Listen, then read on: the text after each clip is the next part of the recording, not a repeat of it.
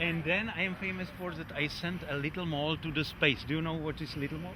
It is most famous Czech flash character, and it was sent to the space shuttle Endeavour, the last space shuttle. And when we got back, we realized that Mickey Mouse never been there. So the only Czech flash toy, only Czech flash toy got, and from that they need the flash toy because the only way how they find out that they are in the outer space is that something is flying. So they need any object to.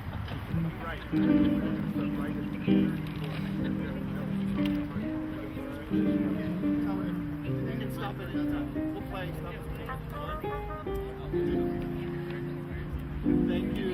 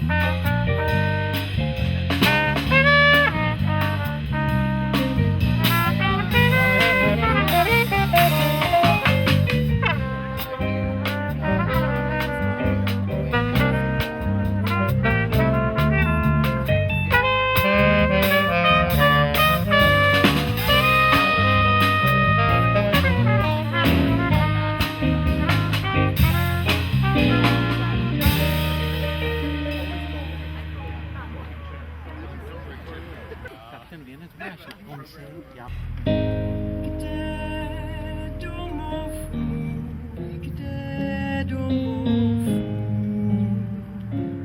voda učí, polučina,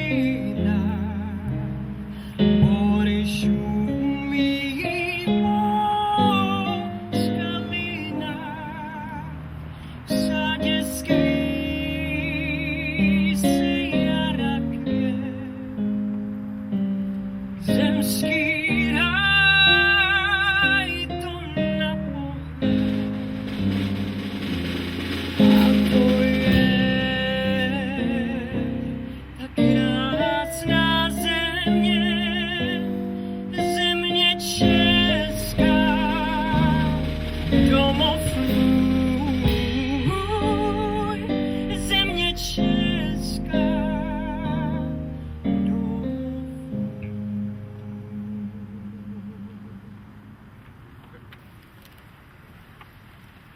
We are celebrating the momentous anniversary, the 30th anniversary of the rededication of the Kamenius statue by Václav Havel, who was the president of Czechoslovakia in October 1991. We are honored that you are here. We are honored that we could celebrate this. I am personally touched because I have visited the Czech Republic 3 times, have always warmly been welcomed, and in so many ways, Kamenius provides us with the vision of the education we try to deliver at Moravian University. I have lots of people to thank, and I'm going to express my embarrassment at saying names off the bat. I am regularly called Byron Grimsby, and so I know the pain in mispronouncing names, so I ask for grace, and if I say your name incorrectly, I will try my best. I would like to thank those who have joined us today in giving special recognition to Arnos Karas, Consul General of the Czech Republic, Lucy Hindoslova, Deputy Consul General, Miroslav Konvalina, Director of the Czech Center in New York, Marek Milda, Exhibition and Production Manager for the Czech Center at New York.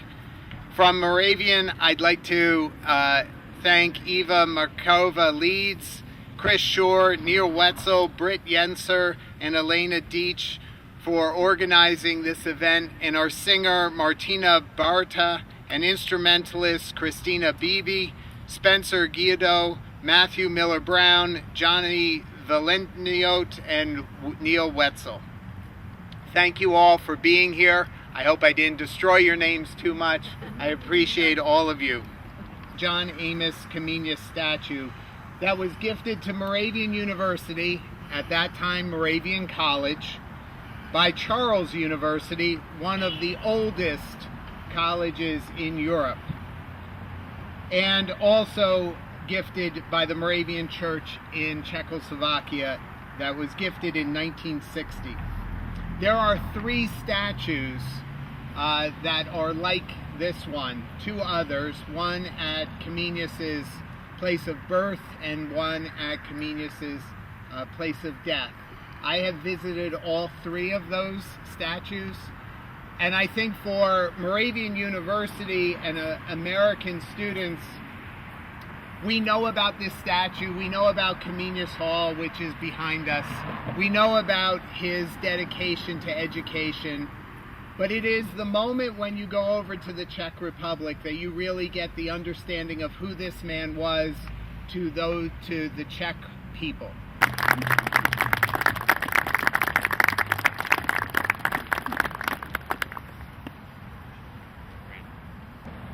Dear Mr. Grisby, distinguished professors, students, compatriots, and friends of the Czech Republic. Let me begin by saying, thank you most sincerely for the very kind welcome, with a little exaggeration, on Moravian territory, if I may say.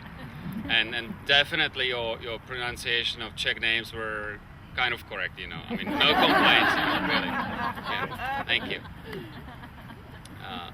These days, we are commemorating the 30th anniversary of rededication of the statue of Jan Amos Comenius on the campus of Moravian University. The very important role that Jan Amos Comenius played in the founding of Czechoslovakia can be first seen from the words so-called Washington Declaration of Independence of the Czechoslovak nation by its provisional government. The first Czechoslovak president, Tomáš Garrigue Masaryk, considered Comenius to be the first pan-European. Tomáš Garrigue Masaryk adopted from Comenius the view that education and upbringing are the key to the all improvement of man and the life of the society.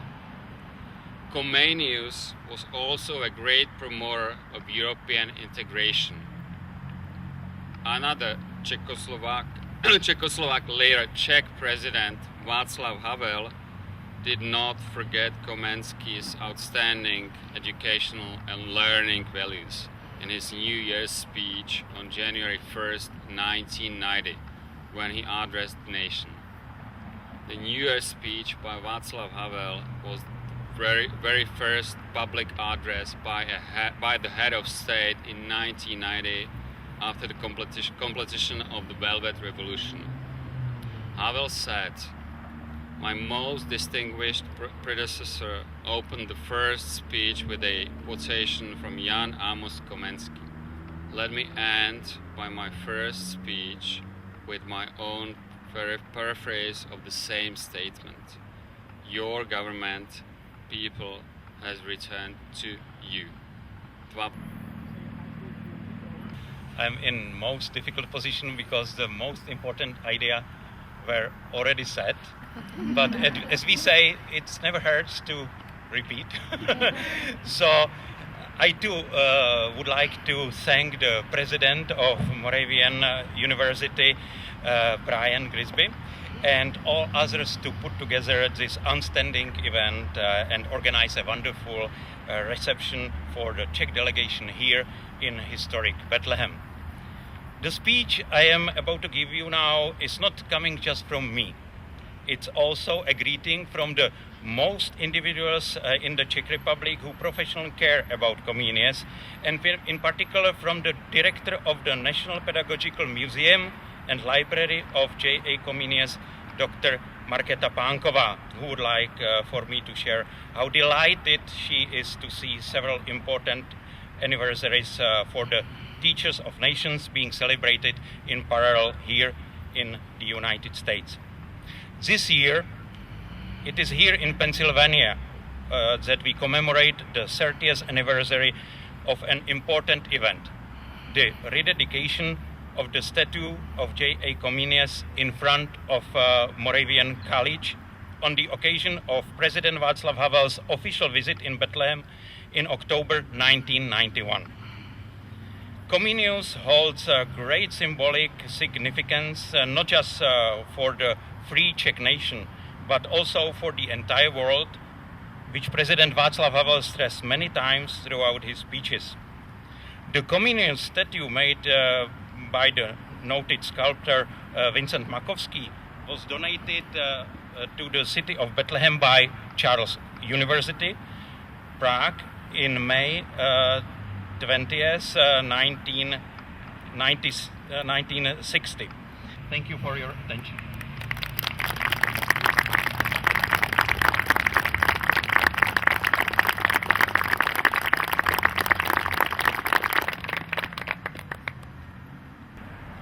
Comenius said, "Mankind has had enough of folly and war.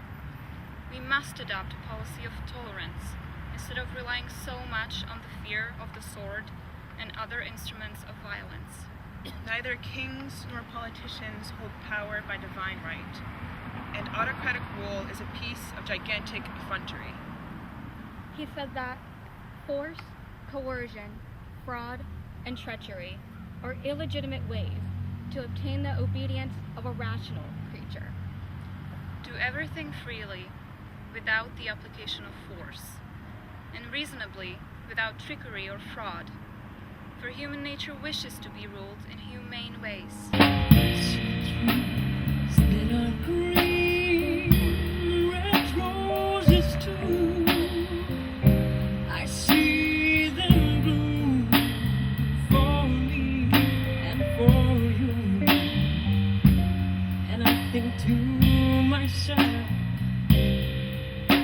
what a wonderful world.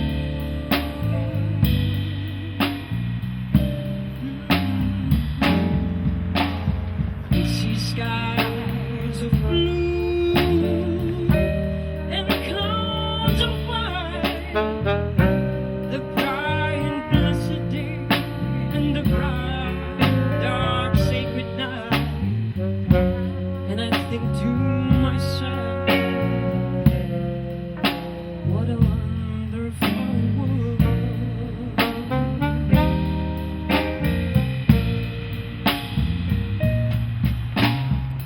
The colors of the rainbow